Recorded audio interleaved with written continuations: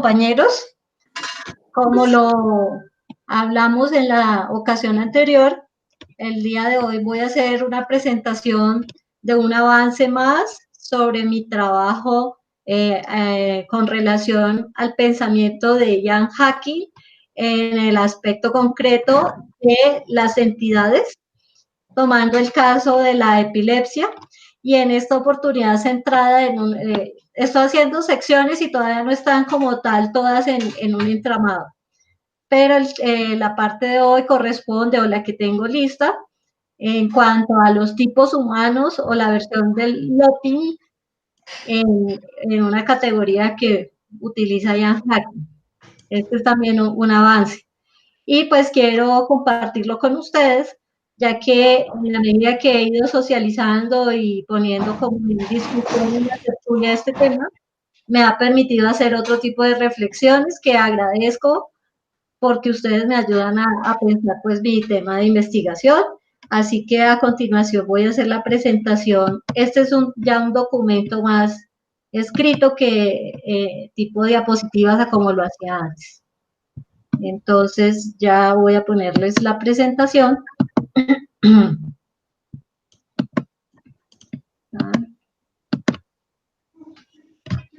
Entonces este es un avance del escrito, del cual pues lo presento para que ustedes también puedan ir haciendo el seguimiento al contenido del texto.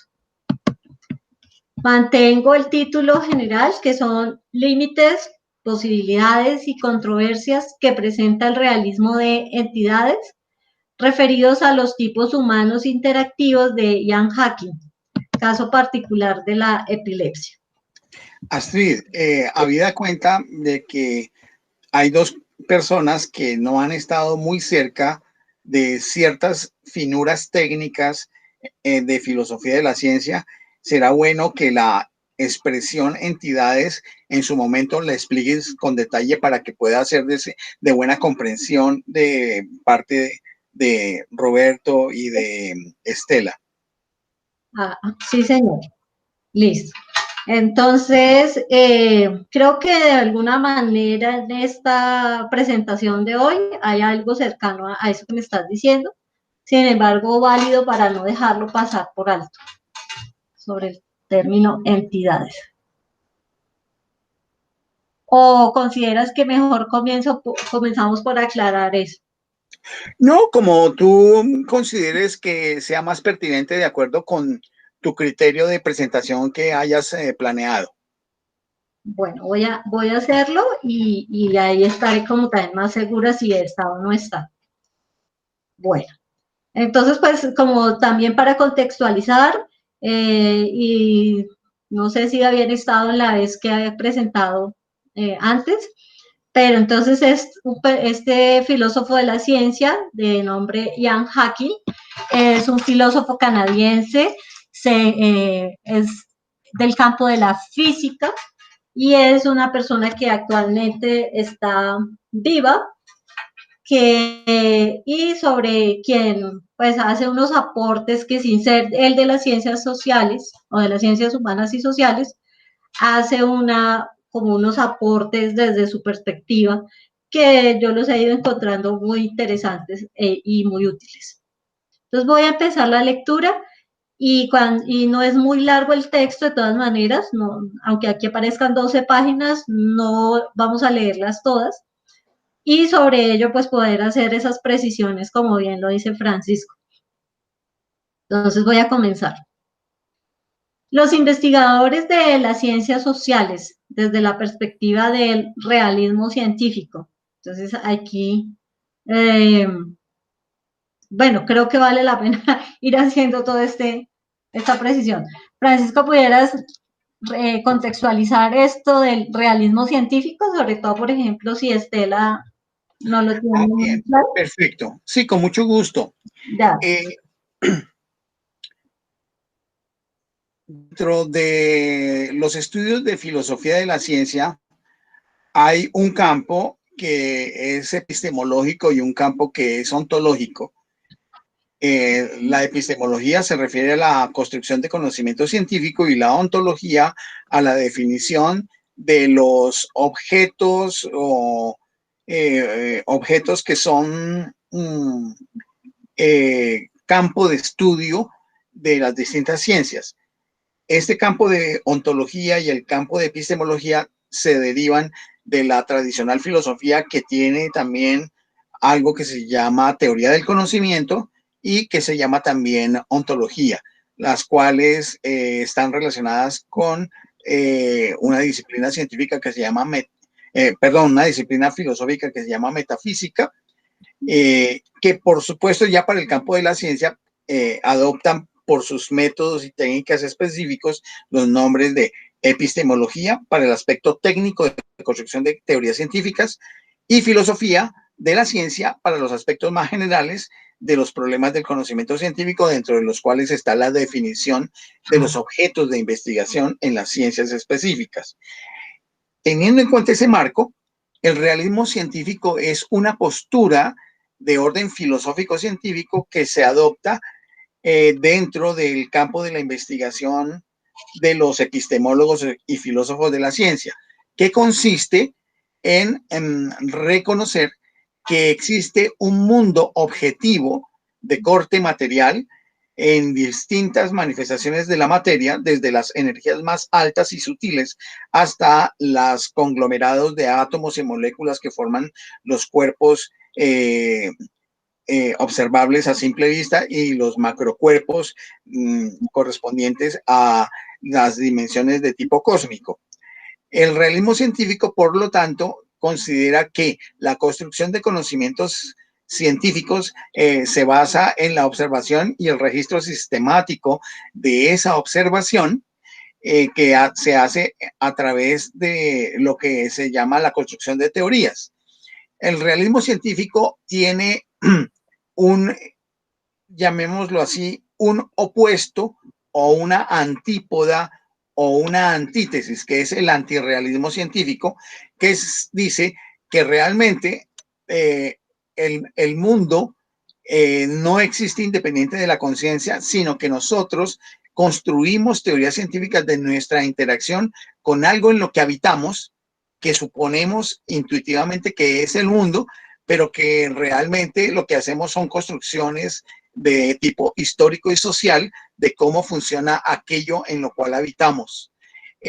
Hay para cada postura de realismo científico y antirrealismo científico, pues una serie de críticas, porque hay que tomar esos dos extremos con mayor mesura, habida cuenta de que hay elementos que apoyan el realismo científico, pero también hay elementos que apoyan el antirrealismo, en el sentido de que muchos de los experimentos y observaciones que se registran en la ciencia están mediados por la instrumentalización que se ha utilizado en la misma a través de los objetos tecnocientíficos, que son los que le dicen al científico qué es lo que hay supuestamente al otro lado del aparato. Pero por otro lado está la idea del realismo científico, que dice, no, pero evidentemente no podríamos hablar del mundo si no hay algo ahí. Entonces, esas dos posturas extremas de realismo científico y de antirrealismo científico están mediadas por unas posturas que son de orden más crítico. A eso se referiría ese rango al cual en este momento Astrid se está refiriendo. Continúa, por favor. Gracias. Y pues tengan por favor muy en cuenta esto que nos ha planteado Luis Francisco, porque lo que entonces les voy a leer corresponde a esa, digamos, específicamente a ese realismo científico. Entonces, los investigadores de las ciencias sociales, desde la perspectiva del realismo científico, asumen la interacción con los grupos humanos, entendiendo que el investigador, qué pena, no es asumiendo, sino entendiendo.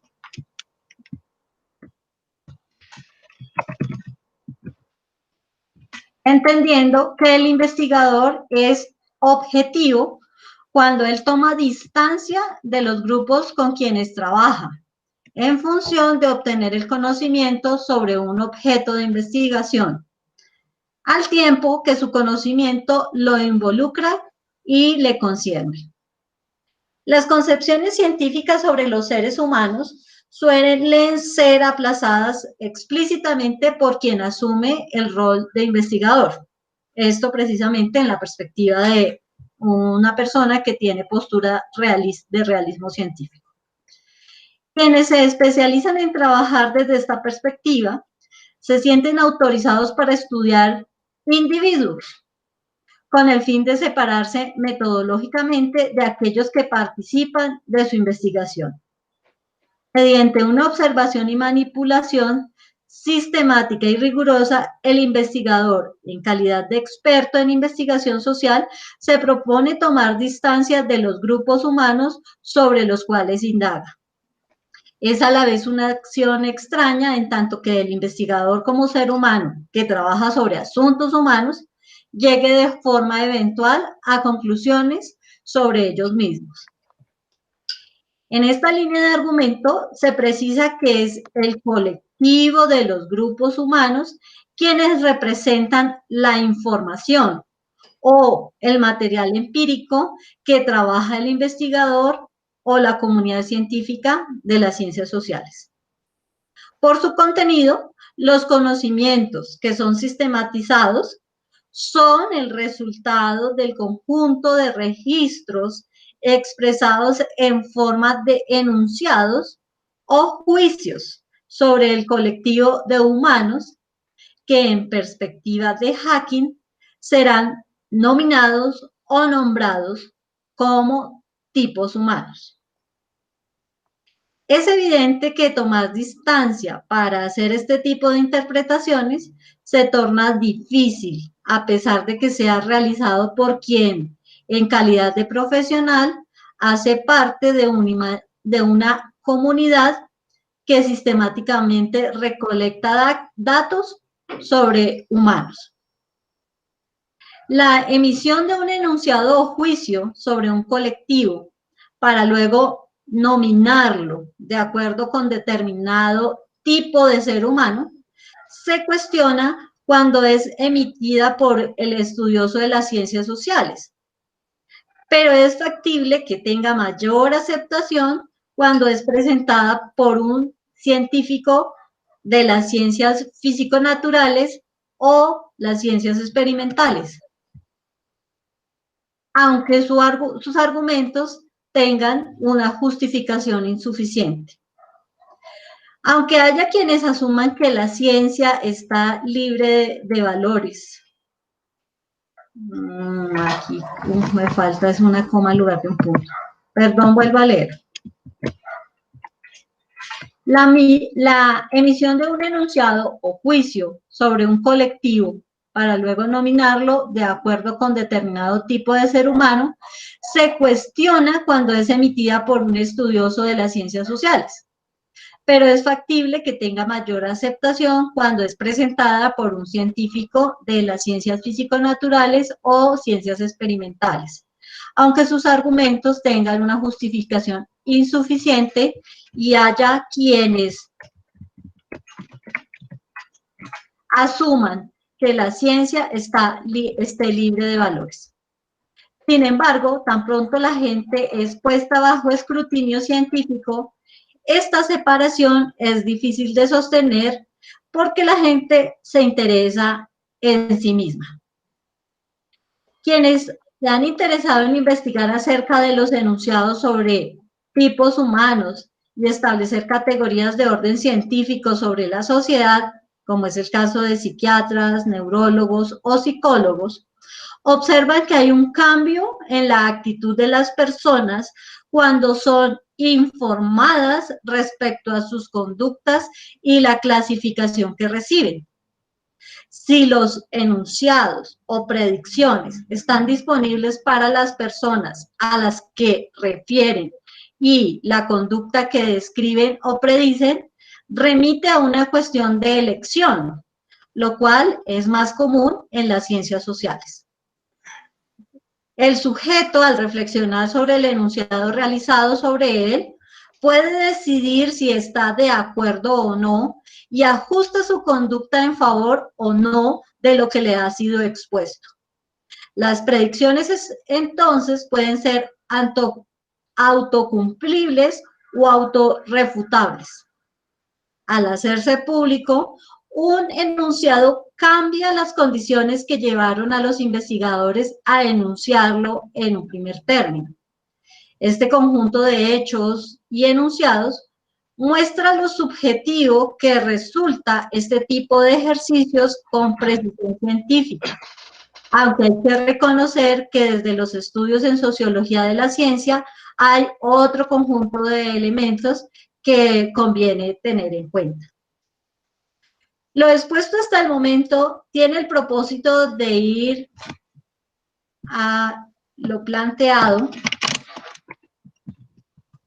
por el filósofo de la ciencia Ian Hacking en su texto Developing Effects of Human Kinks de 1995, quien desde la perspectiva de las ciencias sociales se centra en objetivos móviles. Esta categoría científica de los seres humanos, o sea, objetivos móviles, genera lo que se llama un efecto bucle. Una clasificación científica crea un público, es decir, las personas reaccionan al ser categorizadas debido a que les importa cómo se refieren a ellas o cómo se les clasifica.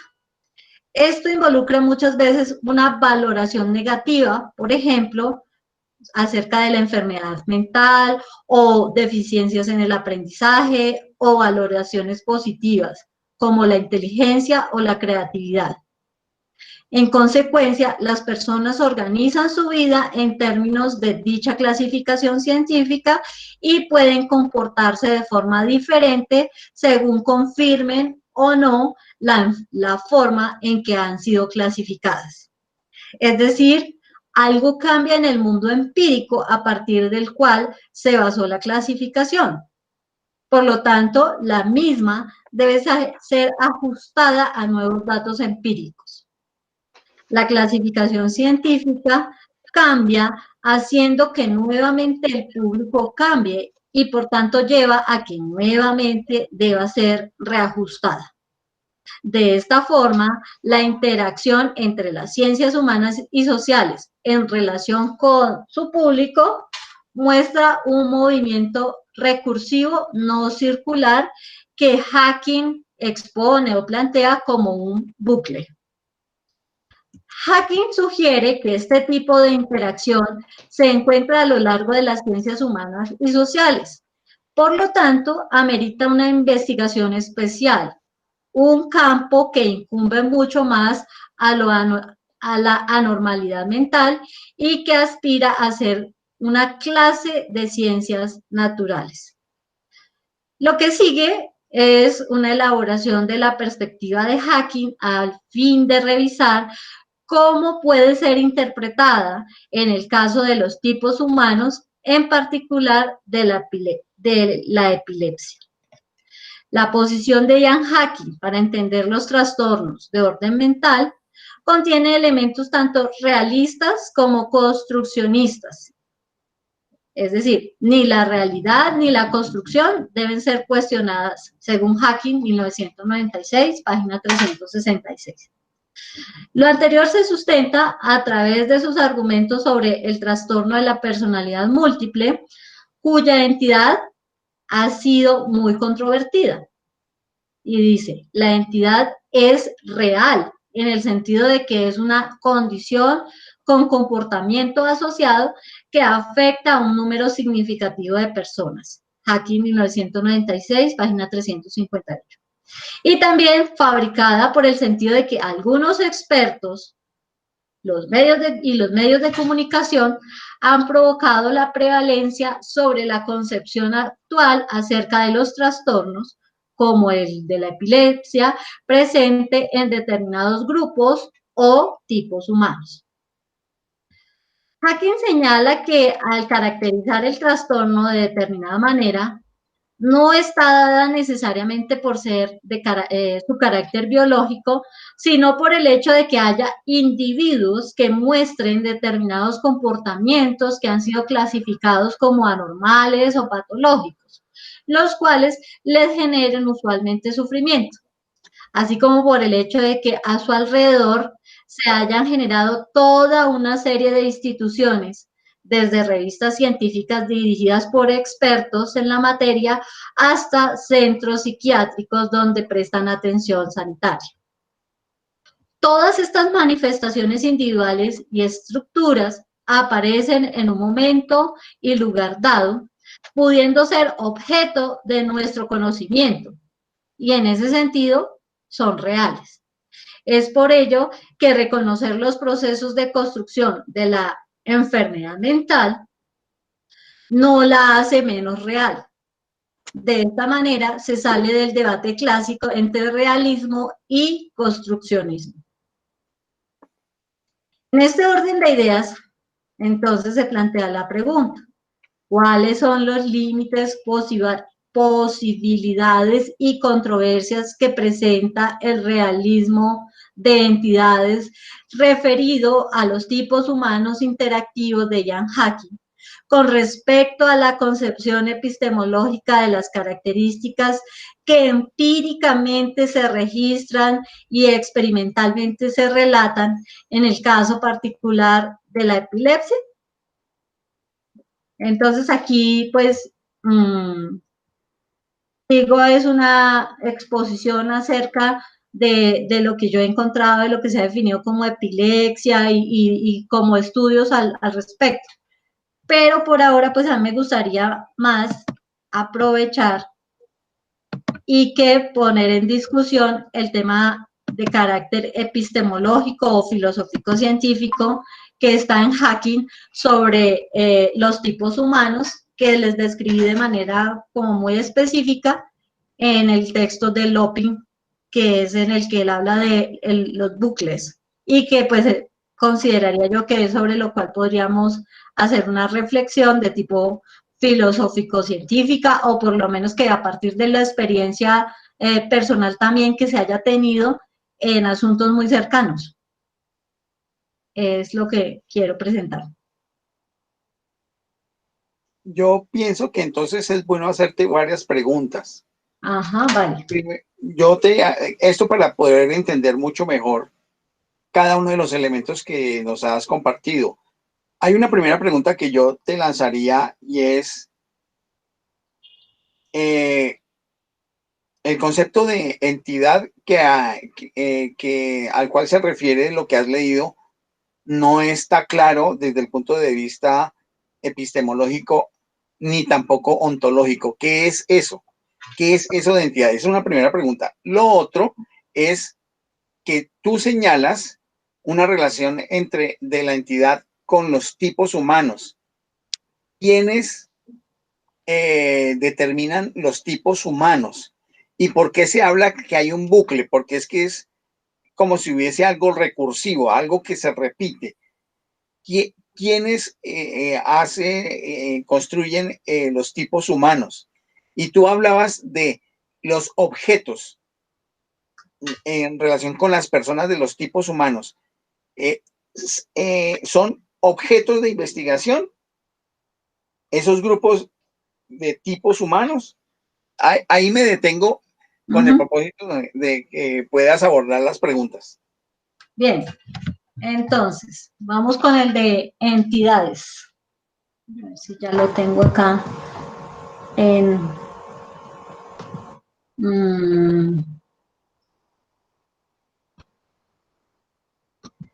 En una presentación anterior les había mencionado que en la perspectiva de Ian Hacking, precisamente en primer lugar, él hace, en las discusiones del nominalismo dinámico, que es en donde se enmarca la filosofía de Hacking, la filosofía científica, entre lo que es una entidad y una teoría científica, Hacking no establece si son verdaderas o falsas, simplemente son. Porque esa es otra de las discusiones en el término del realismo. Entonces, va a asumir el carácter de entidad a aquello que es o que existe, porque se puede tener un registro o una evidencia de eso que él quiere o que se quiere nominar, o se le quiere dar una etiqueta o se le quiere dar un nombre. ¿Eso es claro o...? Sí, bueno, pues para aquí, para lo que estás diciendo, puede ser, pero tú necesitarías afinar mucho más, sacarle más punta al lápiz cuando estés hablando de eso que acabas de decir, de esto último que acabas de decir, cuando te estés refiriendo a ese conjunto de características y rasgos del trastorno llamado epilepsia. En la definición de todo lo que... Sí, porque es que ahí cuando vas, entidad sigue siendo por allá nebuloso. Es bueno que tú digas algo en relación que es del vínculo de la entidad con algo que en la práctica, en la experiencia, en donde se puede hacer intervenciones empíricas, hay algo que se puede obtener como registro y que ese conjunto sería lo que se llama entidad. Y vincular eso con los tipos humanos y esa recursividad de que el nombre que se le da no es un nombre para siempre, sino que eso depende de cosas, todo eso.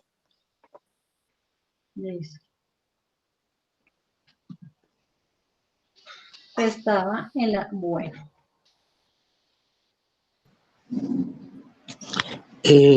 Tengo algún comentario, Astrid. Bueno, en la parte inicial de tu exposición, aquí tengo anotado que existen algunos enunciados. El investigador es objetivo, la ciencia está libre de valores. Y verdaderamente este enunciado está muy criticado actualmente, muy criticado en la ciencia actual, ¿cierto? Sí. El único elemento que me golpea es ese ejercicio de clasificación o etiquetación que plantea Luis Francisco. ¿Quién es el que etiqueta y clasifica? ¿Quién tiene el poder de hacer eso? Vamos a decir, ¿es un terapeuta, es un filósofo, es un sociólogo? ¿Y con qué autoridad etiqueta? La psicología actual ya no etiqueta. Desde aquel que planteaba, prácticamente no hay pacientes ya, sino lo que hay es una interacción entre alguien que consulta con uno que sabe, vamos a decir, acerca del tema, y de esa interacción él descubre dentro de sí, vamos a decir, las posibilidades de su terapia, autoterapia. Lo que Maturana llamaría autopoiesis. Tenemos dentro de nuestro una cantidad de potencialidad que muchas veces no la desarrollamos, no la desplegamos. Entonces, no sé, solo, quizás porque no conozco mucho el tema, tendría que leer más el trabajo, pero me parece que este planteo de este filósofo físico, como el que está metido ahora en la ciencia humana, aborda esta temática con una serie de criterios que ahora en este momento están muy cuestionados. O sea, a mí no me convence el planteo hasta ahora, pero también yo soy una ola que puede cambiar a medida que tengo más información, ¿cierto?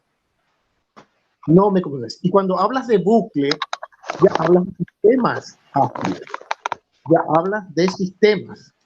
Y en ningún momento se mencionó eso. Y tú sabes y sabemos aquí en la tertulia que el tema del sistema tiene un gran desarrollo desde cuestiones lineales a cuestiones que son realmente bucles. Entonces, pero tómame a mí como nada más alguien que no sabe el tema y pregunta. Porque a mí me ha pasado en la tertulia algo parecido. Creo que le comenté a Luis Francisco. Yo con mucho detalle escuché una grabación, una de las grabaciones últimas, creo, que creo que era de la clase anterior, de la reunión anterior, sobre la evolución histórica y teórica del Círculo de Viena y todo lo que siguió, digamos. Y a medida que se iba hablando, en algún momento, yo sé que lo hizo con cordialidad y con todo lo que le conocemos, Luis Francisco me mencionó 4 veces a mí como alguien que está en cierta manera, según él, asociado a una posición extrema, vamos a decir. Y ahora que veo tu trabajo, me clasificaron a mí, ¿cierto? Me clasificaron a mí y yo rechazo esas clasificaciones, me categorizaron, porque en base a qué, a solo elementos empíricos, a solo cuestión de comentarios, creo que requiere mucho más profundidad si es que tú le vas a dar una etiqueta a una persona. Y no me gusta también el tipo de, lo que dicen tipo de, esa aglomeración de contenidos homogéneos, vamos a decir. Ahí nomás ya se comienza a teorizar a alguien que es una persona. Entonces, por eso digo que hasta ahora no conozco mucho el tema, pero hay cosas que me golpearon.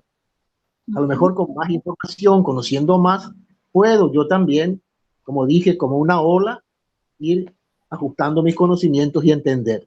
Porque si no comprendo, no veo. Si no comprendo, no veo. Es lo que nos demostró James von Foster. Es todo, Astrid. Gracias. Francisco, ¿quieres decir algo? Sí, gracias, Astrid. Mira, el comentario que hace Roberto, que es un comentario bastante hondo y sesudo y tiene varios como capítulos. Hay un primer capítulo en el cual, para el caso de la tertulia, no veo que sea para el caso de tu trabajo de investigación en la maestría, pero para el caso de la tertulia sí es necesario entender que la filosofía de la ciencia de Ian Hacking es una derivación de las posturas relacionadas con la visión heredada hacia un construccionismo social que sigue manteniendo dentro de sus formas metódicas algunos elementos filosóficos, también epistémicos, propios de la posición heredada, del positivismo lógico, al hablar justamente del carácter objetivo, porque defienden la objetividad, del carácter de la ausencia de valores, excepto los propios de investigación, y estas son características propias del positivismo lógico originario, de la visión heredada, que Ian Hacking de todas maneras trae dentro de su historia. El aporte de Hacking en esa línea es su idea de construccionismo social de etiquetas a partir de un ejercicio de bucle, que eso hay que explicarlo muy bien, porque es una comunidad científica que, habiendo observado e intervenido empíricamente sobre personas que tienen determinado tipo de trastornos que se registran y hacen que se formen grupos clasificatorios, y que a eso se les dan un nombre, es decir, una etiqueta, y que de allí es donde surge la denominación de entidad, que porque es posible intervenir, se le llama de esa manera. Esa es como una primera cosa que yo diría a raíz de lo que conceptuó Roberto, que me parece que es justo y es válido, y en ese sentido, pues Roberto le está haciendo una desnudada de tendencia a Ian Hacking, y al trabajo que tú estás haciendo, que no lo deslegitima.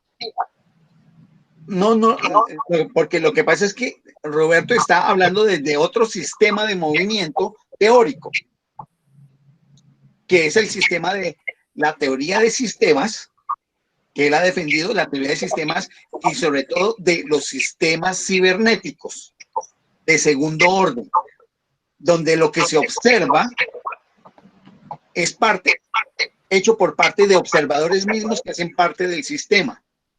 Entonces, en esa medida también hay que entender el planteamiento crítico de Roberto.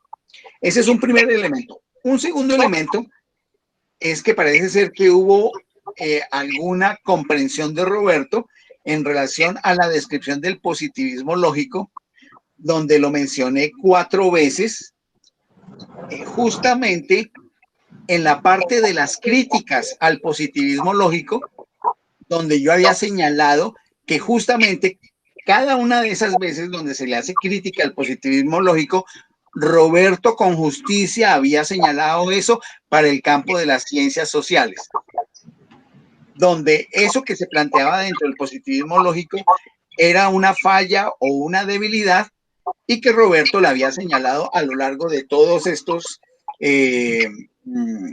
meses de tertulia. En ese sentido, había esa referencia a los comentarios de Roberto que yo quería resaltar. Lo otro es que en el estudio de el tercer y último punto es que en el estudio de las posturas de filosofía de la ciencia, uno puede tener una actitud abierta, como cuando está ante un buffet donde hay múltiples platos de comida, que es más o menos la postura que yo he visto que Astrid mantiene, la que yo mantengo, o también puede ser el caso cuando uno tiene una postura militante o cuasi militante desde una perspectiva, que pareciera que es la que maneja Roberto, porque él siempre hace una defensa desde su perspectiva de cibernética de segundo orden y teoría de sistemas, que es legítima, indudablemente, pero no es lo único que existe, sino que aquí existe toda una variedad de platos que siguen coexistiendo en el campo de la investigación, en las distintas ciencias y en los distintos, llamémoslo así, bloques o concepciones de filosofía de la ciencia y de la tecnología. Entonces, pues es entendible la crítica que hace Roberto desde su postura, porque es la que maneja y la que defiende, pero también habrá que entender que existen otras posturas que también podrían tomar una actitud militante. En el caso mío no tomo ninguna actitud militante porque soy un profesional en esta área y me toca conocer de todo. Seguramente tendré mis amores y mis desamores allí, pero profesionalmente no los voy a expresar porque estos conocimientos no son campos de mis creencias, son campos de mis conocimientos. Y con ello, pues, termino mi planteamiento.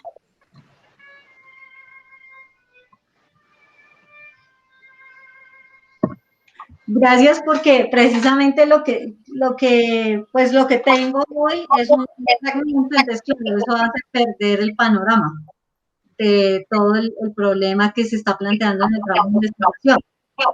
Si me permiten, voy a leerles del texto anterior una conceptualización sobre entidad presentada por Ian Hacking, que creo que pues eso ubica más, y precisamente con lo que Francisco me hace observación cuando yo hablo por allá de objetos de investigación, porque ahí hay un cruce entre lo que plantean las comunidades científicas de la psicología, que ellos siguen hablando de objetos de investigación, mientras que en Hacking son entidades. O sea, y ahí tengo que crear un puente, porque entidades no es la forma como generalmente se habla de estos temas, sino se habla desde objetos o fenómenos de investigación, que es propio de la psicología, la psiquiatría y estos campos. A ver si Roberto tiene la gentileza, apaga el micrófono, porque hay como una especie Gracias, Roberto. Un bucle de sonido que estaba repitiendo tus palabras. Listo, Vale. sigue. Entonces, miren, específicamente en Ian Hacking y tomando desde la sociología de la ciencia, se reconoce que en ocasiones los centros de investigación tienen que contar con una persona que tenga una perspectiva teórica diferente en la que en ese momento direcciona la investigación de ese centro o de esa institución. Es decir, la comunidad de investigadores tiene su propio lenguaje, tiene su forma de entender o de abordar, en este caso la entidad, pero dentro de ellos también involucran a personas con perspectiva distinta para hacer esto que nosotros estamos también haciendo aquí. Con ello, proponerse resolver ciertos problemas experimentales y de esa manera encontrar argumentos que les permita responder a sus preguntas en la dirección que se han propuesto. Así que se vale de los experimentos como su principal herramienta de trabajo. Pero en la explicación científica se requiere partir de enunciados axiomáticos, es decir, de estos enunciados que se dan como un criterio unificado sin tener por ello necesariamente la evidencia empírica, sino la construcción teórica del asunto. Es decir, tener como base a las entidades, las cuales en principio no son observables, pero dan lugar a que se puedan realizar las manipulaciones para las pruebas, así como direccionar las observaciones a fin de conseguir esas pruebas. Es decir, se constituyen en herramientas para el hacer, que se puede presentar como entidades experimentales. No sé si esto que les acabo de plantear, pues, aclara esa definición sobre entidades. Pues yo quisiera decir ahí el asunto. De todas maneras, Hacking no es suficientemente claro, aunque aproxima. El asunto es que cuando hay algo en el mundo de los hechos que está asociado, que está relacionado, por lo menos intelectivamente o es inteligible para un grupo de académicos de un determinado tipo de áreas de conocimiento, en este caso, pues para lo de la epilepsia, el área de la psiquiatría y la medicina, ese grupo de hechos o eventos que son observables y registrables, al poderse caracterizar de cómo operan en la medida en que se intervienen desde el punto de vista práctico, desde el punto de vista empírico, pues permite levantar unos registros sobre ellos y la asociación de esas características unas con otras es lo que permite hacer una construcción que es social por parte de esa comunidad que se podría llamar entidad. Pero esta es una primera parte, como yo lo entiendo. Es una primera parte, porque viene otra parte que es la sociedad en general, donde están los pacientes, los grupos de pacientes, y allí, en esos grupos de pacientes, llega esa información y esos grupos de pacientes se forman una idea de lo que ellos están experimentando. Y dentro de esa idea de lo que ellos están experimentando, es un ejercicio recursivo que va de comunidad de académicos a la comunidad de pacientes, por decirlo de alguna forma, que va generando ese concepto de la entidad, que es, la entidad es simplemente una nominación, el darle un nombre al conjunto de hechos que se pueden intervenir de un determinado trastorno, que en este caso es epilepsia, y que en la comunidad académica de investigadores se denomina así, y cuando va a la comunidad de pacientes, al ser denominada así, la gente se autoclasifica también de alguna manera, pero hay una clasificación también que puede hacer el especialista en la medida en que interviene en consulta con los pacientes. Ese es un ejercicio de bucle, de looping, es un ciclado así que no va a ser permanente, que puede ser transitorio, porque pueden haber nuevos hallazgos, nuevos hechos o nuevas concepciones en la interpretación de eso que se está interviniendo. Y en ese sentido, la nominación de esa entidad no es permanente, es dinámica, se puede transformar. Es como yo he logrado entender hasta el momento el nominalismo dinámico que hace que esa entidad tenga un carácter real, pero no es un realismo para siempre, sino es también un realismo dependiendo del nominalismo dinámico. Sí. Sí, correcto. Y eso es algo también que falta en tu explicación del realismo científico de Hacking vinculado con el nominalismo dinámico. Porque si ven, en lo que hoy planteé es precisamente esa última parte que tú estás diciendo, y es donde precisamente los grupos humanos que han sido nominados en un determinado, digamos, trastorno un tipo de trastorno, sí, tipo de trastorno.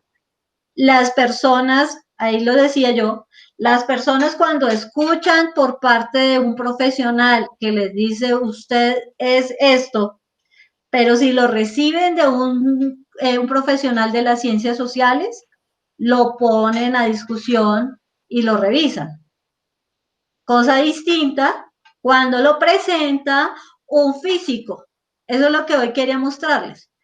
¿Por qué cuando y que por eso lo que Roberto está planteando ahorita con respecto a eso de los juicios de la ciencia o de la valoración científica?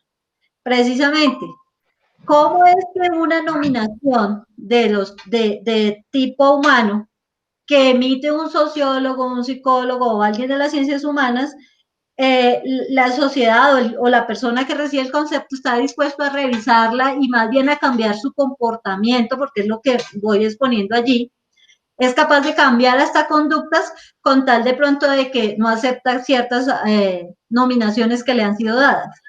Pero no sucede con la misma frecuencia cuando ese concepto o nominación viene de quienes pertenecen a las ciencias físico-naturales o de las ciencias del campo. Esa parte yo la entiendo, pero yo quiero preguntarte, Astrid, la explicación que yo acabo de hacer de la noción de entidad con relación al trastorno, la intervención y el bucle entre especialistas y grupos de pacientes, ¿es válida? Sí, sí, precisamente yo te sugiero amablemente que puedes tomar la base de esa explicación que acabo de hacer para que tú la puedas explicar en tu documento cuando lo estés desarrollando, porque eso no está dicho por Hacking así de claro, sino que este es el resultado. Y me gustaría, como Roberto lamentablemente se cayó su señal en el momento en que yo estaba dando esta explicación, ojalá, Roberto, que en la revisión de la misma, en su momento que puedas hacer, escuches lo que yo planteé con relación a la relación entre hechos y características que son intervenibles dentro de trastornos a los cuales se les da una nominación y que se llama entidad, y el ejercicio de bucle entre comunidad de especialistas y comunidad de pacientes y los efectos que hay en la comunidad de pensamiento del uno con la comunidad de pensamiento del otro en un ciclo dinámico que permite que exista durante algún tiempo o con mayor permanencia una denominación o no, y que en esa medida el realismo científico al cual se refiere Hacking es a la denominación, pero eso implica que esa denominación no es permanente, que puede variar habida cuenta de nuevos hechos, nuevos hallazgos, nuevas interpretaciones o nuevas descubrimientos que en las intervenciones de los especialistas se hayan encontrado dentro de la comunidad de pacientes.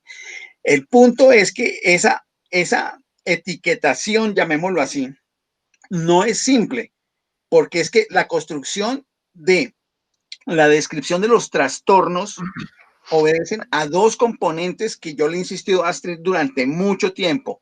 Uno, es los signos, que es lo que objetivamente pueden ver los especialistas en los pacientes, y los síntomas, que es los relatos de lo que experimentan los pacientes cuando tienen sus situaciones de crisis y que son también recopiladas y sumadas a los síntomas.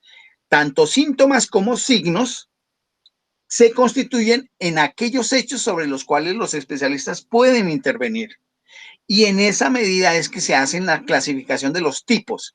O sea que no es una etiquetación simplemente por arbitrio exclusivo de la comunidad de especialistas, sino que tiene que ver con ese ejercicio de bucle de diálogo entre grupo de especialistas con grupo de pacientes a través de la consulta, y que eso es dinámico porque no todas las veces va a permanecer durante décadas la misma denominación. De hecho, se transforma porque hay nuevos hallazgos, y hay nuevos hallazgos porque, por ejemplo, hay nuevos desarrollos tecnológicos que permiten hacer nuevos registros o mejores registros, y que pueden descartarse unos que se creían que eran válidos por otros nuevos que tienen mayor consistencia y cosas por el estilo.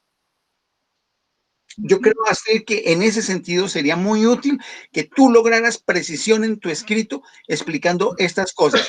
Ahora, si estoy equivocado, me corriges en lo que estoy diciendo. No.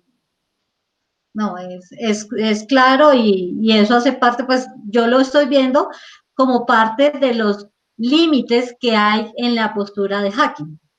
Porque en lo que yo he leído, por ejemplo, asume, o sea, da por sentado que quienes leen esas categorías o esos tipos humanos, que él toma unas caracterizaciones desde la ciencia, de las clasificaciones, a partir de una visión de las ciencias físico-naturales, que luego la traslada a las ciencias humanas sin hacer un desarrollo. Y ahí encontraríamos esos límites del pensamiento en Hacking. ¿Qué posibilidades hay? Pues en el hecho de poner a ver a la gente desde otros ángulos, o de trasladar de una ciencia a otra, caminar entre teorías. Eso yo lo veo como una posibilidad, pero como una limitante es todo esto que tú estás manifestando. Pero lo otro es que como aporte, él habla de construcción, una construcción social. Justamente la construcción social se da en esa dinámica del bucle, porque es una interacción entre grupos de pacientes con grupos de especialistas. Y entonces en esa medida no sería simplemente unos aportes exclusivos de los pacientes, y que por lo tanto la denominación de trastorno o enfermedad, aunque yo veo que es más trastorno, más trastorno, es un asunto de construcción social, y que uno puede relacionarlo primero que todo con las ideas de Ludwig Fleck de comunidad de pensamiento, pero donde comunidad de pensamiento se extiende no solamente de los especialistas, sino también la comunidad de los pacientes y la sociedad en general, que de alguna manera se relaciona porque hay familiares, hay amigos de los pacientes que pueden contrastar esto, porque aquí hay una serie de ideas que son de mentalidad social. Y allí yo veo que la crítica que había hecho Roberto inicialmente a tu presentación es válida. Sí, claro.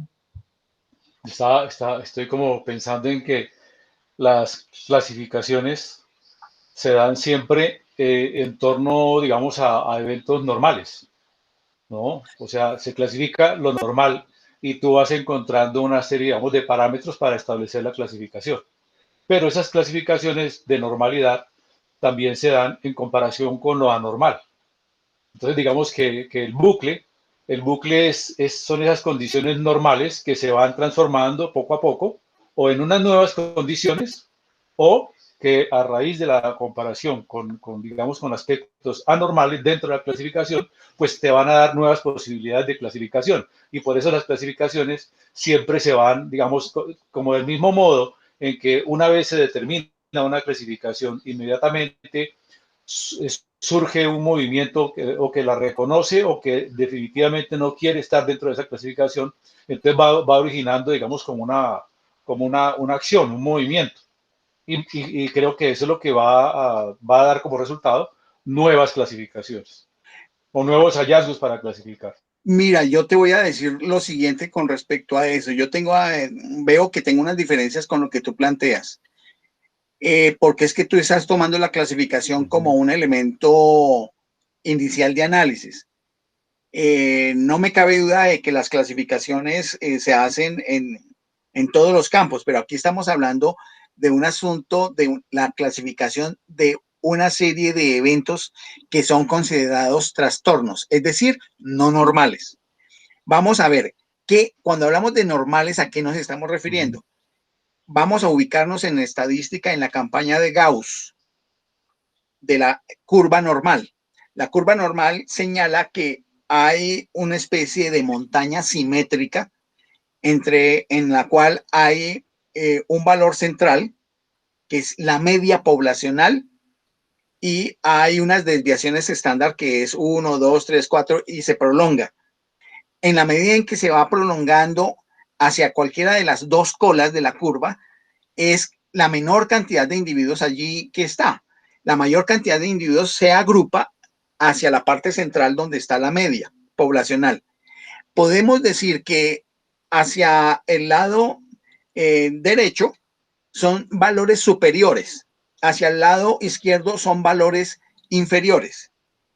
Para un caso como este, que estamos hablando de la estadística de un trastorno que se llama epilepsia, sería una desviación estándar, por decirlo de alguna manera. Aquí estoy inventando porque no sé en qué medida matemática sería, pero hay una desviación hacia la izquierda donde hay un grupo de personas que tienen una serie de rasgos, atributos y características propias de un trastorno neurológico que tiene las características de convulsionar, echar saliva, perder la noción de sí mismo por algunos minutos, la tendencia a morderse la lengua y a entrar en un estado de, se llama paroxismo, así se denomina, paroxismo. Ese grupo es considerado que tiene un trastorno al cual se le da la etiqueta de epilepsia. Ahora bien, eso lo hacen ¿quiénes? Los especialistas en el área de la psiquiatría y de la medicina que han examinado pacientes que presentan ese tipo de características. Al hacer eso, se hacen unos manuales, es el DMS-5. Sí, señor. Donde se caracterizan ese tipo de conductas. Ahí, al clasificarlas ahí, hay varios niveles de asociación de varios de esos atributos que estoy describiendo que se presentan en esos pacientes. Las combinatorias de atributos pueden generar varias etiquetas distintas. Trastornos de personalidad, pueden haber simplemente trastornos nerviosos, pueden haber epilepsia o puede haber narcolepsia. Hay distintos tipos de trastornos dependiendo de cómo se agrupan las características que presentan los pacientes después de su relato. Esas clasificaciones lo hacen los especialistas. ¿Qué decimos acá? Que las clasificaciones que están en este lado de la curva normal son anormales y entonces son trastornos, asuntos disfuncionales, y algunos los determinaban como enfermedad. Estamos hablando que solamente para este caso, no estamos hablando de la clasificación en general, estamos clasificando para esto. Entonces, en esa clasificación, ellos determinan unas terapéuticas, según las escuelas, unas terapéuticas que son dirigidas por los especialistas para estas personas. Hay otras escuelas que dicen, no, vamos a trabajar con los que viven la experiencia y vamos a construir con ellos alternativas terapéuticas, que es un poco lo que reclamaba Roberto en un determinado momento de la autoterapia, porque es a partir de también de la referencia que hace el propio paciente de cómo se va a sentir mejor para trabajar su disfunción o su trastorno. Entonces, en ese sentido, viéndolo desde la filosofía de la ciencia, el asunto de la clasificación, que tiene un carácter recursivo, es decir, de bucle, en la perspectiva de Hacking, es que esa clasificación que se hace de esos atributos para determinar el trastorno de la epilepsia se tiene que hacer necesariamente indagando con los pacientes e indagando con ellos dos cosas: los signos que presentan que son objetivamente observables y registrables a ojos vista y también con aparatos, y la narración o los relatos de los síntomas, es decir, la experiencia interna que tiene el paciente que haría parte de los registros de esos trastornos para poder construir ahí la clasificación. Eso que acabo de decir que se hace entre pacientes y especialistas es el ejercicio del bucle para este caso de clasificación. No me cabrá duda que se pueden hacer clasificaciones en los otros niveles de la distribución de la población para determinado tipo de cosas, pero aquí solamente estamos tomando una curva normal para el caso de estos fenómenos de trastorno psiquiátrico. Podríamos después tomarla para otros, tal como tú lo planteabas, pero para otro tipo de características humanas. Quería hacer esa distinción en la forma como yo lo comprendo, pero me gustaría que la responsable de este trabajo dijera su perspectiva, porque aquí yo estoy dando es la mía, pero yo no sé qué ella piense. Pues en lo que yo también trato de percibir en lo que dice Armando, sin digamos, demeritar o descontar lo que tú dices, pues trato de ponerme es que digamos, pensando en la perspectiva de filósofo de la ciencia en general, uno podría hacer una adaptación de esa metodología de trabajo que plantea Hacking y trasladarlo a otros contextos disciplinares. Es como de pronto yo ubico parte de lo que está planteado por Armando. Sí, vale, yo también lo acepto. Yo lo encuentro muy útil y no desconozco lo que tú estás aclarando, porque precisamente pues en el caso que estamos respondiendo en este momento es para hacer la particularidad con respecto a el caso epilepsia y que se une con lo que está preguntando ahí Estela, cuando entonces ella pregunta que si es trastorno o enfermedad. Entonces, Estela, el punto es que si lo vemos en la perspectiva de la filosofía de la ciencia de Ian Hacking, estamos hablando de una entidad.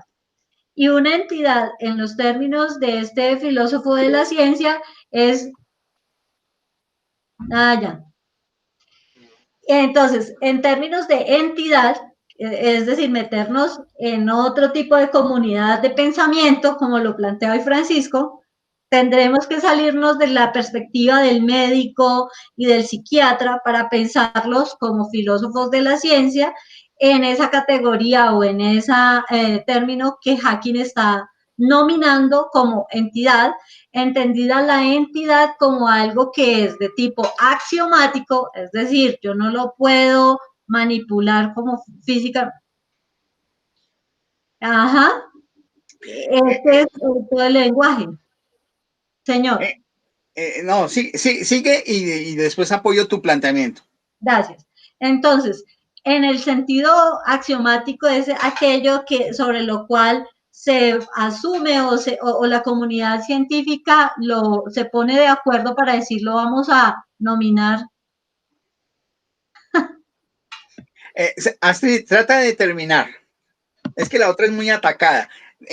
Trata de terminar. Entonces, la entidad como un enunciado axiomático que entonces está basado en un principio que además de sobre ese principio teórico se puede también observar a través de los registros que va teniendo la experiencia en el laboratorio o en el sitio de trabajo que están haciendo los científicos.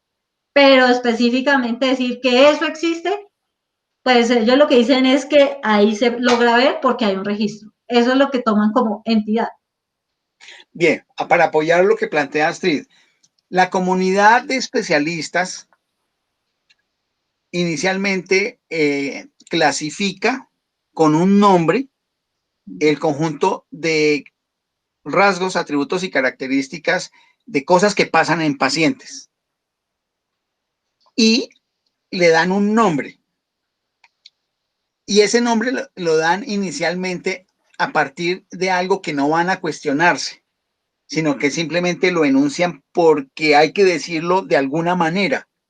A eso es lo que Astrid está llamando enunciado axiomático, porque no va a requerir de ninguna explicación previa.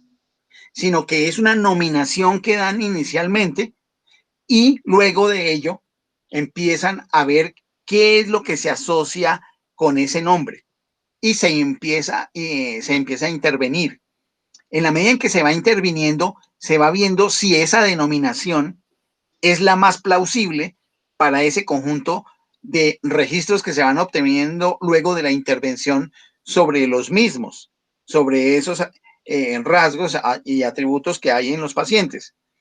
Y de esa manera, en el bucle que habíamos estado explicando, es que va evolucionando la mantención o no mantención de la nominación que se le ha colocado a un determinado grupo de fenómenos, llamémoslo así, de rasgos y atributos que se han intervenido. Y en esa forma es que el hablar de enfermedad sería un problema que es propio de la epistemología de la medicina, y es considerar que existen entidades al estilo platónico del mundo de las ideas que son eternas y que existe el cáncer, que existe la gripa, que existen cierto tipo de características, y aquí entonces vale recoger el aporte valioso que hizo Roberto hace varios minutos, en el sentido de que no existen enfermedades, sino existen enfermos, y que son enfermos que tienen determinado tipo de características que pueden ser semejantes a los de otros, pero de todas maneras la manifestación de disfuncionalidad o de escasez de salud en un paciente no es igual a la de otro paciente que tenga características semejantes, y por eso no se puede hablar de enfermedad. Ahora bien, en este caso de la epilepsia es una especie de trastorno, y trastorno quiere decir que de un recorrido equilibrado que va teniendo su paciente, un determinado paciente o una determinada persona, hay una abrupta ruptura o salto funcional desde el punto de vista del sistema nervioso central, que lo hace convulsionar, lo hace babear, le hace morder la lengua, lo pone en estado de paroxismo, hace que se volteen los ojos. Eso es lo que sucede. Y entonces, por eso se llama trastorno. Y lo que acabo de describir como parte del trastorno son esos rasgos, atributos y características que se clasifican. Y ese contenido, ese conjunto, al darle un nombre, eso es entidad. Y añado algo, Francisco, a lo que estás diciendo, y es que precisamente en esa perspectiva de Ian Hacking, tampoco se hablaría de enfermos, sino que lo nominaría, o sea, le pondría el nombre o la etiqueta de tipos humanos. Porque, estoy totalmente de acuerdo contigo, sí. Pues es para complementar, porque es que si van viendo esto es un hilar cada vez más fino para poder llegar a las precisiones que bien Roberto, pues yo veo que lo de Roberto es muy útil porque a uno lo hace, es como que necesito yo precisar más el argumento sobre Ian Hacking, porque se refiere él a tipos humanos, porque precisamente no está atendiendo sobre las personas, ni sobre clasificar específicamente que lo que le pasa a esta persona que dijeron que era epilepsia, a todos les va a pasar igual, sino que hay como tú lo dices, rasgos, atributos, características que se van asociando. Entonces voy a colocar el ejemplo de lo que yo pude encontrar para lo del día sábado, y es que hay un paroxismo que sucede, por ejemplo, en un niño menor de 5 años, y entonces necesitan saber con cuánta frecuencia aparece nuevamente ese paroxismo, y ellos dijeron en el grupo de estudio que se presentó en el año 2005 y que fue aprobado en el 2014, que iban a determinar como epilepsia al conjunto de signos y síntomas o de situaciones propias del paroxismo que se presentaran entre el primero y el segundo evento en un periodo menor a 24 horas. Si sucedía 2 veces esa misma circunstancia en menos de 24 horas, podrían empezar a determinarlo como un ataque epiléptico. Antes de eso, no. Entonces se cambió el concepto o el criterio que la comunidad científica tenía hasta entonces sobre cómo eran los rasgos, atributos y características de la epilepsia, porque estaban diciendo que podía pasar cuando tenga 5 años como cuando esa misma persona pueda vivir ese evento a los 80 años. Entonces ya lo reducen en un tiempo, le ponen unas características, 3 características más específicas, y eso lo que nos va a decir es cuáles son los rasgos, atributos y características de un comportamiento, de una entidad, perdón, llamada epilepsia, que la vemos reflejada en un grupo de personas que no solamente viven ese asunto, sino pueden tener otras muy similares, y por eso ellos no podrían a veces también decir que fuera una epilepsia, sino se acerca, por ejemplo, a un evento esquizoide. En otro se puede asemejar a una situación de aura, que es cuando se pierde el sentido de realidad. Entonces, no se puede hacer una única clasificación, sino que hay cada vez más rasgos, atributos y características, que lo que sí podemos es hablar sobre tipos de humanos o tipos de reacciones o de convulsiones que nos dicen cómo se comporta esa entidad, pero no por eso voy a decir que la persona es la enferma, sino que ahí se manifiesta la entidad llamada epilepsia. No estoy hablando del enfermo epiléptico, sino de la entidad que se llama epilepsia. Y quiero agregar a lo siguiente, porque el concepto de enfermedad es un concepto ideológicamente cargado. Es un concepto que a lo largo de la historia, en eso Foucault ha sido brillante, al señalar cómo en las palabras y las cosas, las palabras tienen una carga ideológica y valorativa que es impactante. Por supuesto, no por tener en cuenta que eso existe, dejan de tenerlo, pues claro, pero por lo menos hay mayor precaución en el uso del lenguaje para poder utilizarlo. Porque también tomando el ejemplo de Wittgenstein en su segunda etapa, por supuesto que el uso del lenguaje determina significados. El asunto es que hay que tener conciencia sobre ese uso del lenguaje que está mediado por reglas que muchas veces ni siquiera tenemos en cuenta, están funcionando ahí de manera subyacente, de manera inconsciente entre los grupos humanos. Oye, se me ocurrió ahorita cuando escuché a Francisco que habló de contenido, que si, no, a ver si construyo la pregunta. Si, por ejemplo, una serie de la narración de una serie de hechos que van a desarrollar un contenido, eso también se puede, o cómo llegaría a transformarse en una entidad. Porque lo que yo estoy entendiendo como entidad es precisamente una serie de, digamos, de tanto de mediciones como de hechos, como de aspectos diversos frente a un determinado tópico, que de algún modo puede llegar a ser un contenido. Ahora, ¿cómo es que dentro de esa misma característica, eso es lo que determina una entidad? O sea, hechos, estudios, análisis. Entonces, la entidad tal es esta o aquella. Sí, pero lo que veo es que estás haciendo un traslado de un concepto que es filosófico, científico, a otro campo del conocimiento. Ahí, en vez de recurrir a Ian Hacking, podemos recurrir a, por ejemplo, a Austin o Searle, filósofos del lenguaje, o al propio Wittgenstein, en el sentido de ver cómo a través del lenguaje, y también a Foucault, cómo a través del lenguaje se da un carácter performativo del mismo. Y cuando hablamos de la performatividad del lenguaje, estamos diciendo es que hacemos cosas con las palabras. Y entonces cuando tú, por ejemplo, construyes, ya te doy la palabra, Estelita, cuando yo estoy construyendo un discurso, estoy haciendo cosas con las palabras, porque los enunciados tienen también un carácter no solamente enunciativo, imperativo, también tienen el locucionario o perlocucionario, tienen también un carácter realizativo.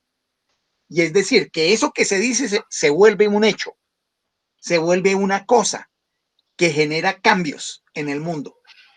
Y entonces ahí, en ese caso, por ejemplo, dentro de un libreto, de una construcción narrativa, que es lo que hacen los novelistas, hermano, que hacen los libretistas, se construye con las palabras nuevos hechos.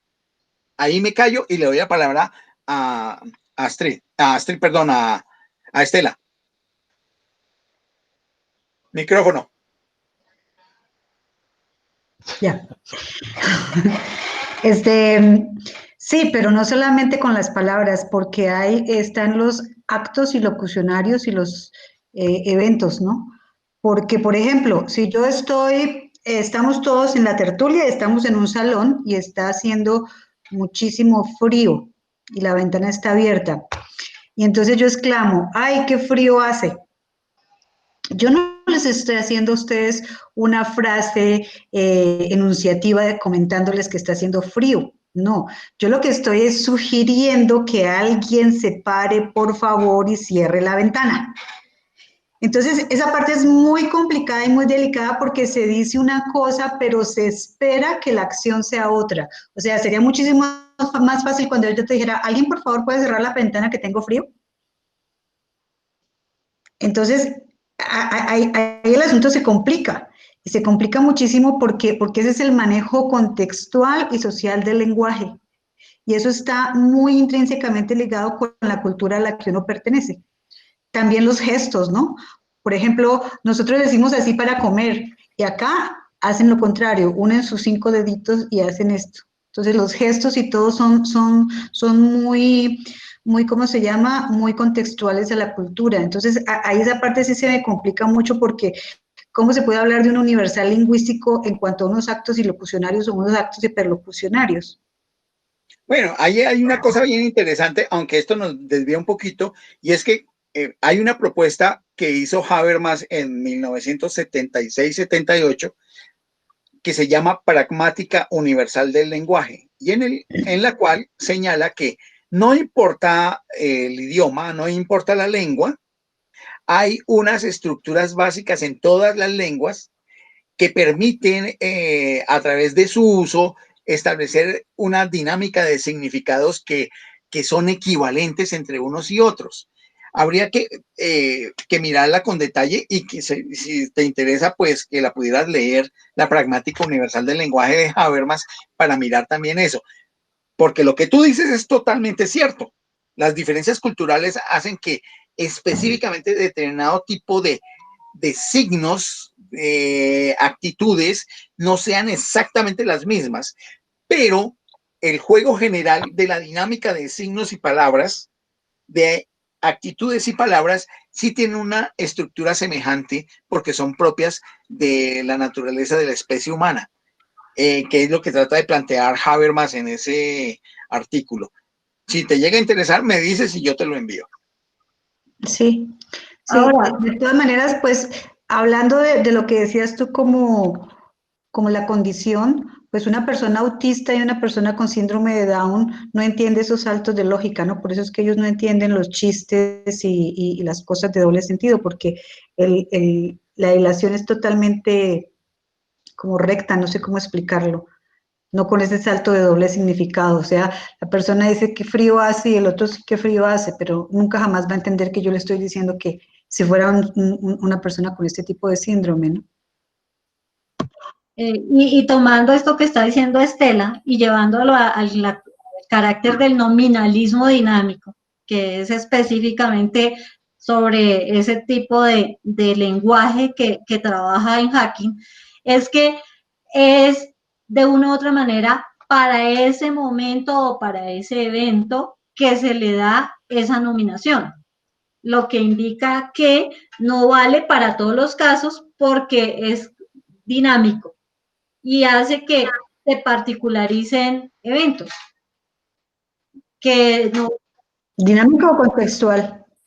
es contextual si lo queremos traer a nuestra forma de expresarlo, pero en términos de la filosofía de Ian Hacking se llamaría Dinámico. nominalismo porque es para ese caso particular.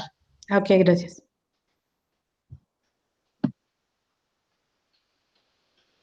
Armando, ¿qué está pensando? No, no, yo estaba en el tema de las entidades, que me volteé un poquitico y como que le di como que se me bifurcó el pensamiento en el sentido de que dice que la entidad es un conjunto de hechos, ¿cierto?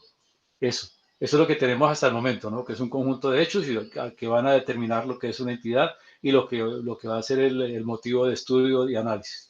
Y yo tenía también como el contenido, como un conjunto, digamos, en el sentido de escritura, como un conjunto de hechos pues, que te van a mostrar una cantidad, digamos, de aspectos de la cotidianidad de la vida real, la vida ficticia, sí, o la imaginación, pues, que finalmente es como la labor del Pero escritor. hay un conjunto, es un conjunto de hechos conceptuados. No es el hecho allá Ya, faculto bueno. solo, son Ajá, conceptuados, de hecho, porque eso es lo que hace la comunidad ajá, académica de especialistas eh, al, al obtener de los registros unas ideas que dialogan y las etiquetan. Ese diálogo o y sea, esa etiquetación establece el concepto de entidad. Porque, conceptuados por una comunidad científica. De hechos conceptuados por una comunidad científica. Eso sería la entidad. Sí. ¿Sí? ¿qué vas a decir, Estela? No, ya. Bueno.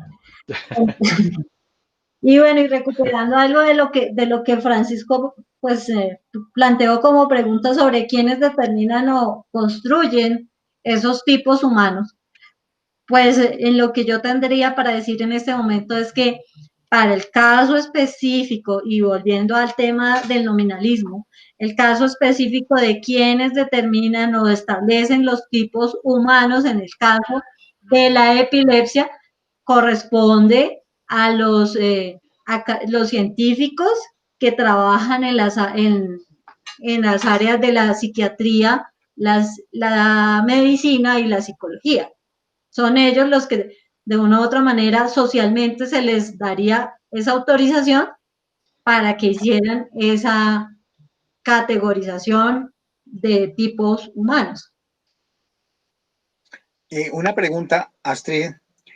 Si te dijera alguno de estos especialistas, ese realismo científico a la manera de nominalismo dinámico, ¿es un realismo científico a lo Bunge? ¿Es un realismo científico a lo Van Frasen? ¿A lo Ronald Gere? Puede ser que no tengas ahorita la respuesta, no importa, pero te pueden hacer esas preguntas, Astrid. Pero yo identifico a los Van Frasen.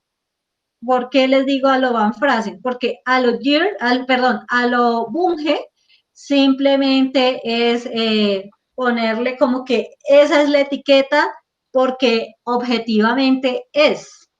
¿Sí? En Bunge es la objetividad. En el caso de Gere, entiendo yo, que es más cercano a un proceso antirrealista, constructivo. Sí, es de un empirismo constructivo que no reconoce abiertamente una realidad objetiva. Sí. Mientras que en el caso de Van Frasen se centra en la parte de la semántica y el lenguaje en cuanto a que eso que estamos nominando, que estamos nombrando, es lo que me permite construir la entidad en términos de hacking. Sí, sí, yo concuerdo contigo en eso. Y es que asimismo también lo explica en Ontological Epistemology.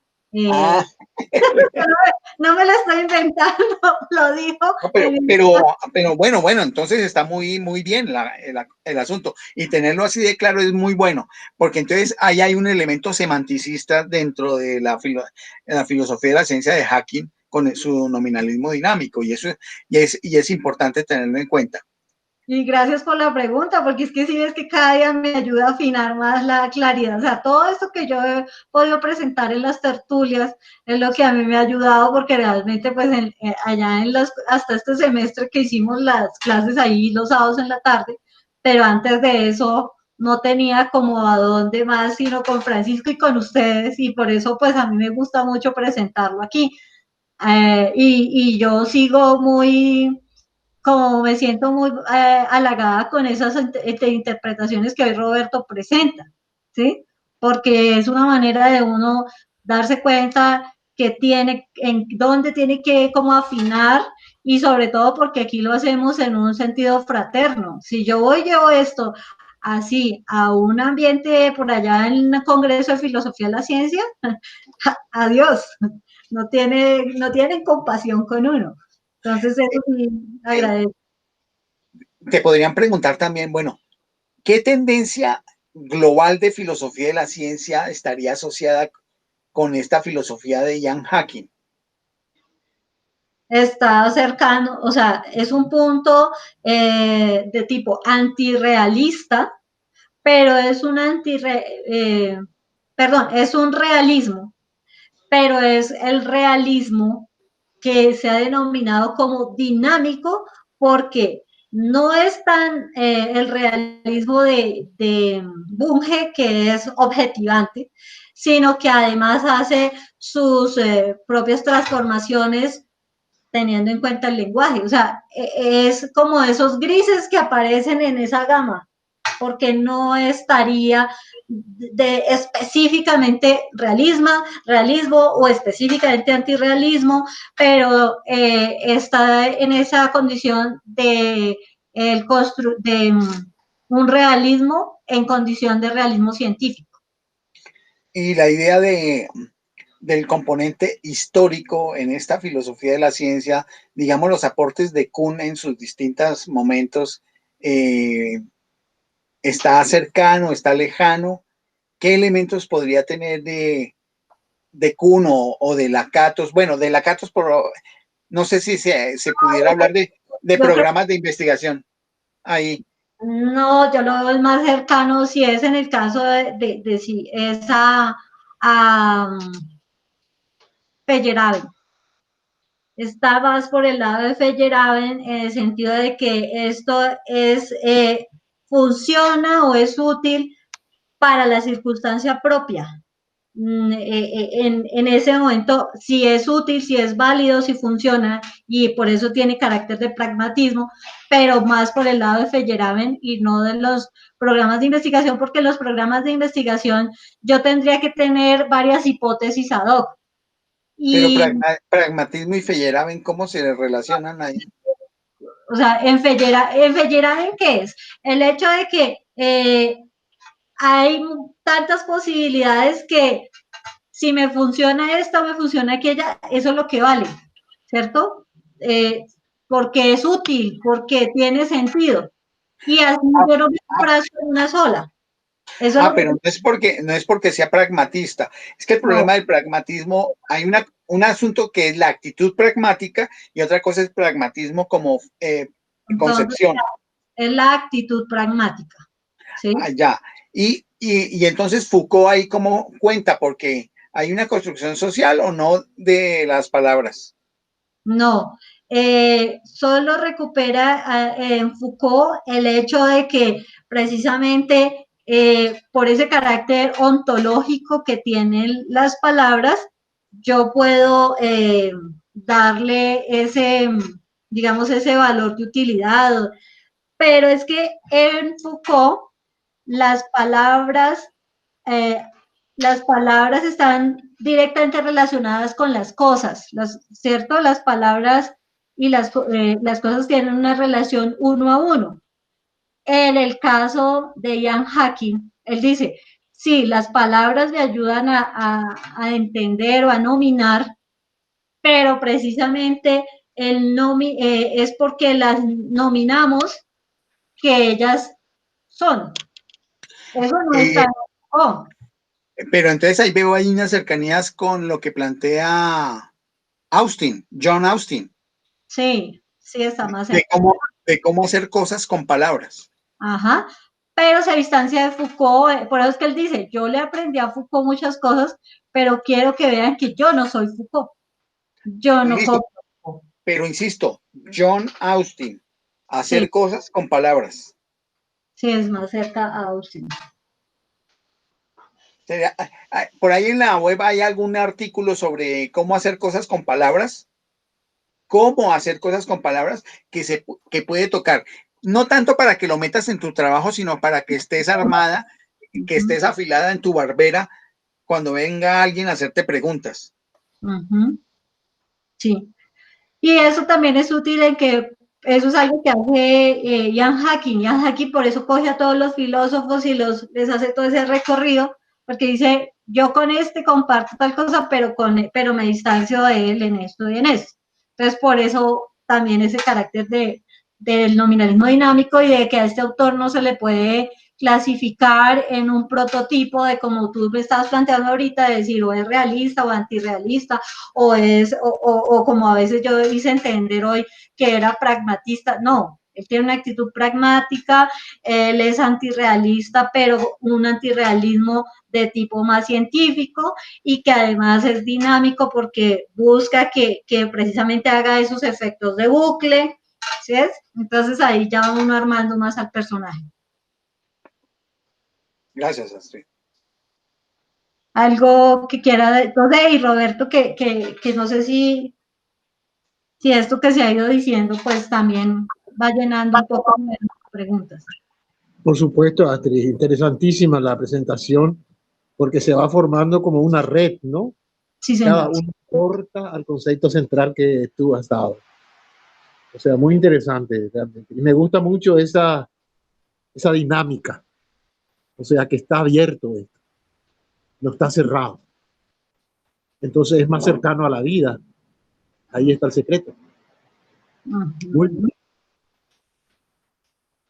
No, y a mí me parece muy, muy útil esas preguntas siempre que tú haces, porque precisamente a mí me tienen que ayudar a afinar la manera como presento los argumentos.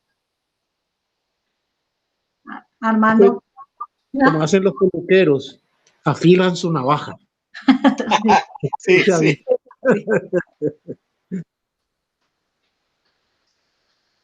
Armando, ¿ibas a decir? No, todo muy bien, muy bien. Es interesantísimo escuchar todas las posiciones y las exposiciones, más que las posiciones, las exposiciones frente a los diferentes especialistas, filósofos y la forma en que tú vas enfocando el trabajo. Gracias. Pues en particular porque este es un filósofo que como vemos, para poder entenderlo hay que cogerlo con pinzas y tomar, mire, él se llega hasta tal filósofo con esto, pero con este sí, pero con este no. Y principalmente, pues lo que yo sí le encuentro es que él está muy cercano a Van Frasen y a Feyerabend, a pesar de que también tiene con ellos diferencias. Entonces, pues yo creo que también, bueno, como se ha abordado hoy bastante el tema previsto, pues, ¿qué te parece, Francisco, si les exponemos a los colegas lo que vamos o lo que hemos pensado que puede ser la próxima sesión? Sí, perfecto. Hemos estado dialogando con Astrid. El hecho de que a lo largo de este semestre hemos venido tratando varios temas, unos generales y otros específicos de filosofía de la ciencia, y pues vale la pena, señalábamos que pudiéramos seguir incursionando en una perspectiva histórica, y esto gracias a un correo que me envió Roberto, que me invitó a enviarles a ustedes todo un documento grande sobre la estructura de las teorías científicas, que da una perspectiva de cómo se le hace una crítica a la visión heredada de la filosofía de la ciencia del positivismo lógico, cuando este prácticamente termina en el Congreso de Urbana de 1969. Y a raíz de eso, pues señalábamos que sí hubo una influencia entre los años 20 y casi los años 70 del positivismo lógico y su variación de la visión heredada. ¿Cómo ver entonces otras posturas? Habría una postura que está en deuda, que no hemos planteado acá, porque en algún tiempo fue muy marginal, además muy técnica y metodológica, que habitualmente se la confundía con el positivismo lógico. me estoy refiriendo a la postura de Karl Popper, que es conocida como racionalismo crítico o teoría de la falsación de teorías. Entonces, parece ser que en ese sentido, para poder tener una comprensión cabal de lo que vino sucediendo en el siglo XX, ya nos hicimos un acercamiento pues al positivismo lógico. Yo hice una exposición, les envié ese documento gordo que puede llamarse como una megasíntesis de las ideas planteadas en esa tendencia, además del libro que les envié a algunos de ustedes sobre el Círculo de Viena. Pasar a mirar toda la filosofía de Popper desde su inicio con la investigación científica, la metodología de la investigación científica, que es una crítica que se hace en 1934 a los planteamientos del Círculo de Viena. O sea que es la primera crítica que se le hace al Círculo de Viena, aunque desafortunadamente en América Latina echan en un mismo saco a Popper con los positivistas lógicos, y eso no es incorrecto, es totalmente incorrecto. Hay una diferencia de tipo epistémico y de tipo metodológico entre Popper y los miembros del Círculo de Viena. Entonces sería que para la próxima semana yo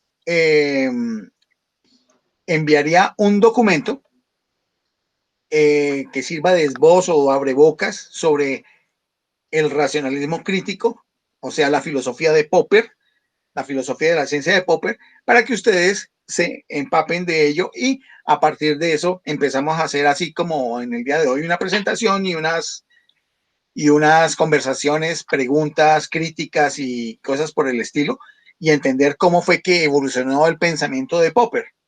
Y en esa medida, pues, tener cubierto ese campo. Ya hemos visto la teoría de los sistemas, positivismo lógico, teoría de los sistemas.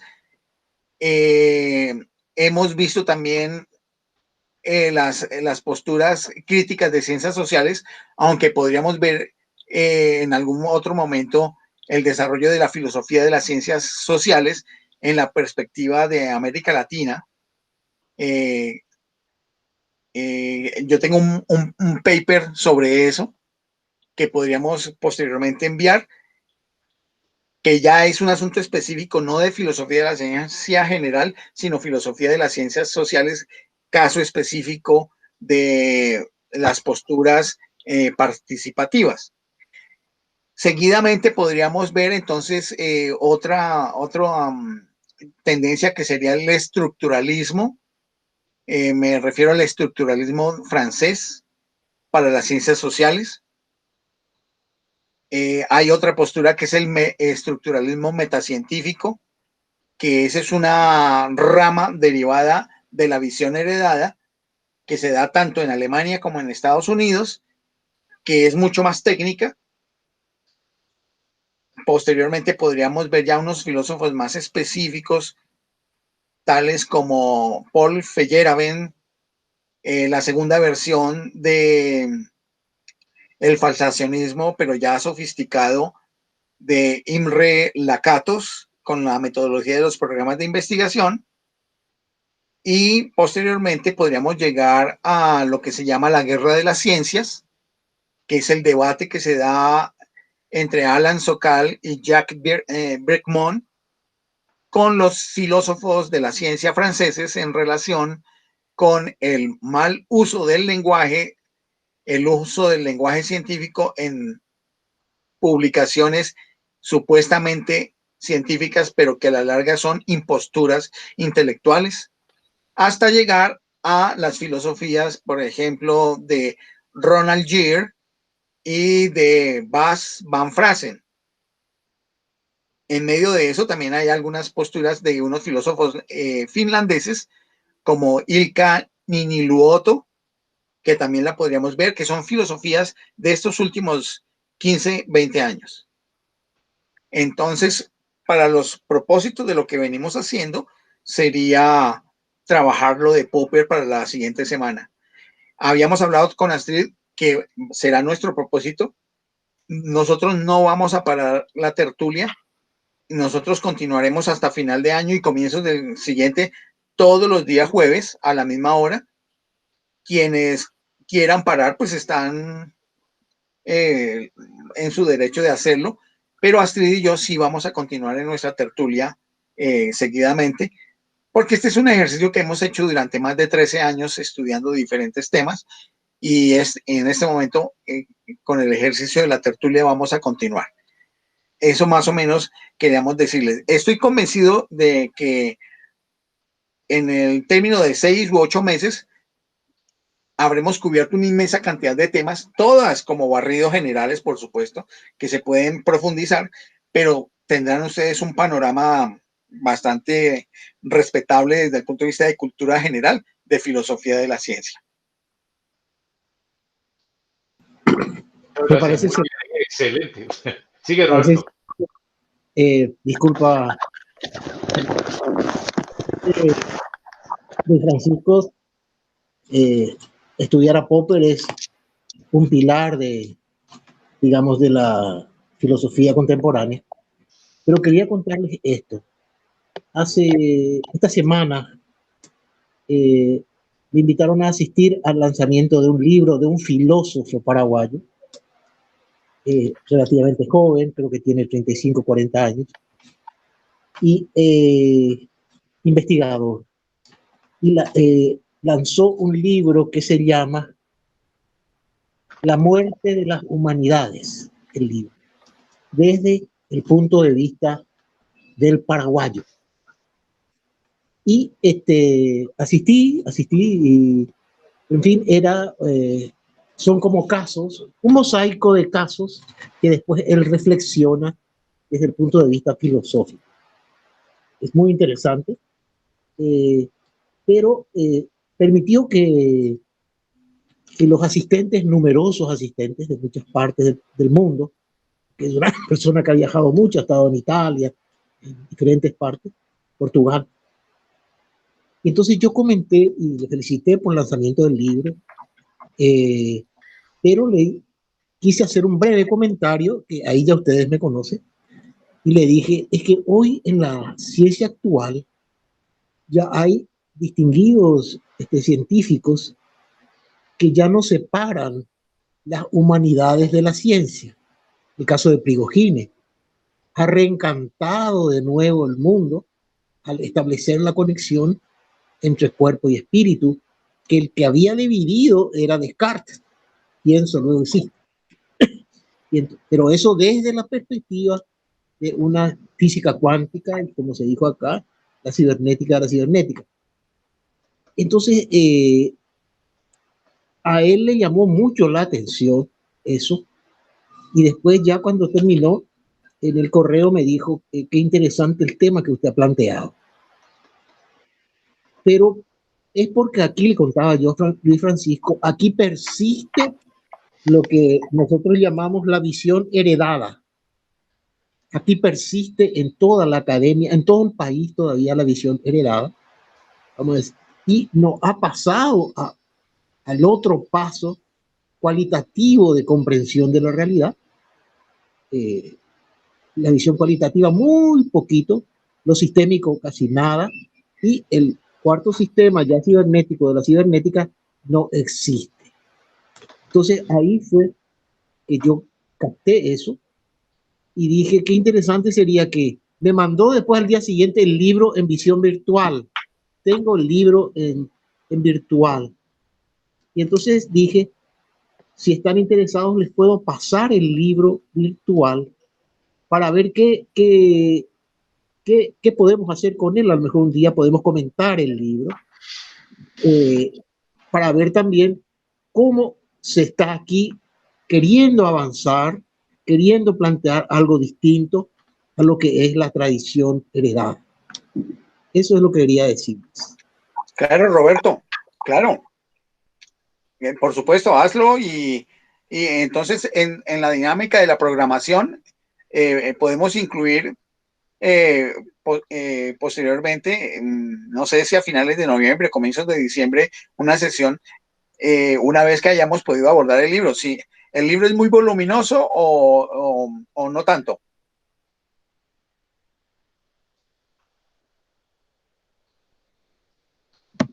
Roberto, ¿será que se desconectó? No, está ahí. Está Bueno, mirando las páginas. no, de todas maneras, no, sí podemos, sí, porque el asunto del humanismo es un problema de la filosofía de las ciencias humanas. El hecho de eliminar el humanismo y dejar todo como ciencias sociales es parte de una agenda que quiere eliminar el concepto de lo humano y para hablar de lo social y con ello mantener sistemas de control. Y por eso es que hay que defender la idea de filosofía de las ciencias humanas y sociales, porque hay elementos de lo humano que justamente tienen que ver con la naturaleza del espíritu creador de los seres humanos.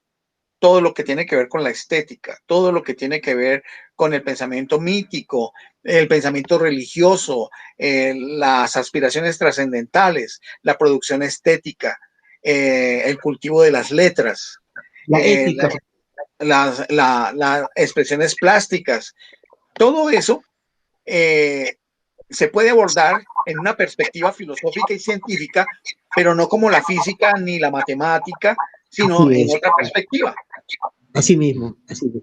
Y bueno, entonces te enviaré el libro y entonces tú con Actris distribuyes a los colegas. Listo, listo, Así Roberto, es. muchas gracias. Bueno, y creo que hoy ha sido una jornada también fructífera, como ha venido siendo cada vez más en la medida que estamos abordando temas que están con un nivel de exigencia mayor para la filosofía de la ciencia. Y pues eso creo que nos ayuda a vivir como la experiencia de la vida de una manera distinta a la que se puede vivir cuando se está enfrascado en los problemas cotidianos. Gracias por estar participando en la tertulia, en permanecer aquí en la asistencia, en las intervenciones, y que pues eso también nos ayude a animar yo voy a preguntarme qué ha pasado, no han estado, posiblemente muchos inconvenientes laborales, pero agradezco, creo que en nombre de Francisco también puedo decir que agradecemos esa permanencia. Roberto. Agradecemos a usted, actriz, excelente su exposición, a Luis Francisco también para dar el marco, el contexto, y a Armando, a Luz, y realmente, como usted decía, este espacio es un espacio fraterno en que hacemos una red en que todos nos colaboramos.